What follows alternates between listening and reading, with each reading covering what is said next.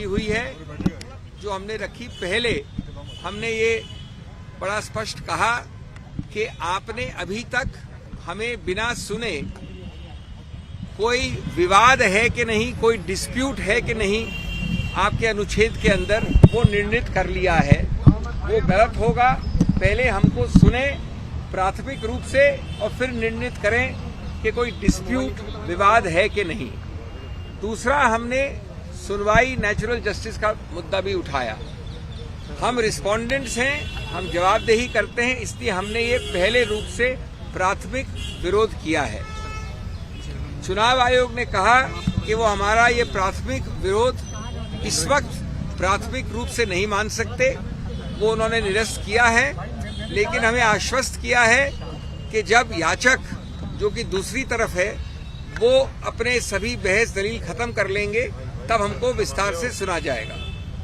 हमारा पक्ष में रख दूं बहुत संक्षेप में, बाकी तो अंतिम निर्णय अंततोगत्वा चुनाव आयोग का होगा। हमारा पक्ष मुख्य रूप से इन बिंदुओं पे है कि कोई भी व्यक्ति गलत दस्तावेज, फोर्ज दस्तावेज, झूठे बेमानी दस्तावेज दायर करके ये नहीं कह सकता कि कोई विवाद है, डिस्प्यूट है। एक मानसिक उपज बना के, एक इमेजिनरी डिस्प्यूट बना के चुनाव आयोग में घुस जाए और दो पार्टियां बताने लगे। हमने उस इमेजिनरी डिस्प्यूट के विषय में कई दस्तावेज रखे हैं। अभी हमारा समय आने वाला है बहस करने का, अभी हमने बहस नहीं की है। उसमें हम बताएंगे चुनाव आयोग को जो कि दस्तावेज हमने रखे हैं, अभी प्राथमिक रूप से रखे हैं, बाद में हम और विस्तार से रखेंगे कि कई ऐसे दस्तावेज हैं जहां की व्यक्ति की मृत्यु हो गई है, वो एग्जिस्ट नहीं करता है, उसको क्लेम किया है कि पार्टी का हिस्सा है।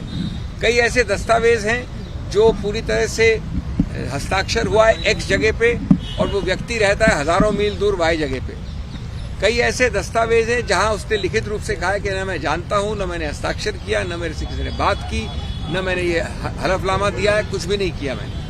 कई ऐसे दस्तावेज हैं जो बड़े स्पष्ट रूप से किसी और पार्टी का व्यक्ति है, उसको दिखा दिया अपने फैक्शन में, इत्यादि इत्यादि। ये सब वही दिखाते हैं कि ये एक इमेजिनरी डिस्प्यूट बनाई गई है, एक इमेजिनरी रूप से एक पार्टी को तोड़ने की।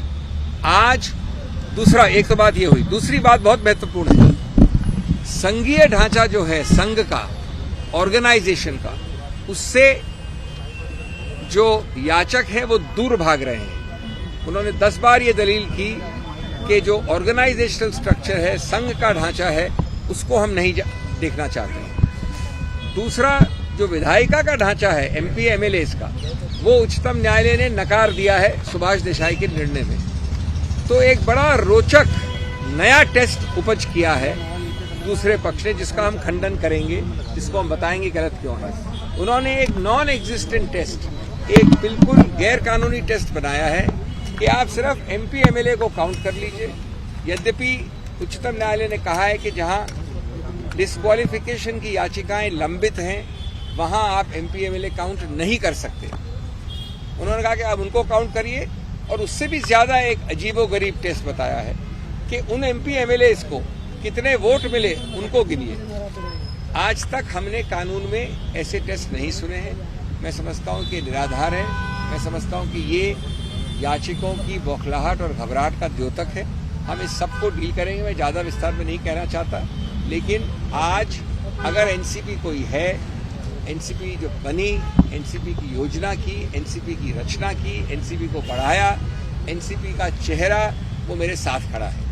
ये अजीबोगरीब बात है कि दूसरे लोग इस प्रकार के अजीबोगरीब दलीलों पे कह रहे हैं कि न ऑर्गेनाइजेशन टेस्ट कर सकते हैं, न विधायिका का टेस्ट कर सकते हैं, और जिस आदमी ने बनाया पूरा एनसीपी उसको इग्नोर कर दिया। I will be very brief in English. We have appeared today over 2 hours the hearing went. The first part of the hearing for about an hour was our preliminary objection, where we said that you are obliged to determine as a threshold issue whether there is a dispute or not. Your jurisdiction depends on whether there is a dispute or not. The commission heard us but said we will not decide at this stage. That application we have liberty. That rejection we can challenge in a court if we wish. We will take that decision collectively later. The main part of the argument of the other side to which we have not yet replied. That argument of the other side will continue next week, but we will reply in the near future. Is very interesting, quite amazing, and according to me, non-existent in law. The first argument they are saying is that we don't want the organizational test. They know that 99% of the overwhelming majority of the NCP cadre is with the man standing next to me. The man who founded it, the man who created it, the man who dreamt it, the man who propounded it, the man who prospered it. They are saying ignore the organizational test. Second thing they are saying that although the Supreme Court has clearly said that where a disqualification is pending, you cannot apply the legislative majority test. But they say no, we will distinguish the Supreme Court in this way and that way. So they are also running away from the organizational test. They are out of the legislative test because the Supreme Court says no. But they invent a test to suit themselves. The invented test is contrary to the Supreme Court, count the MP, count the MLA, and then they add something I've never heard of, something non-existent in law, count the votes which that MP, MLA or MLC got. I have never heard of this test. From Sadiq Ali to Subhash Desai to Uddhav Thackeray's case, these are Supreme Court judgments. Never has this test been applied. Anyway, we reserve our rights to reply. The Commission has assured us that it will give us sufficient time to file a reply and to make our arguments. But today, this is the summary of what happened. Now, we are not answering anything more. Please allow us to... Next date, sir?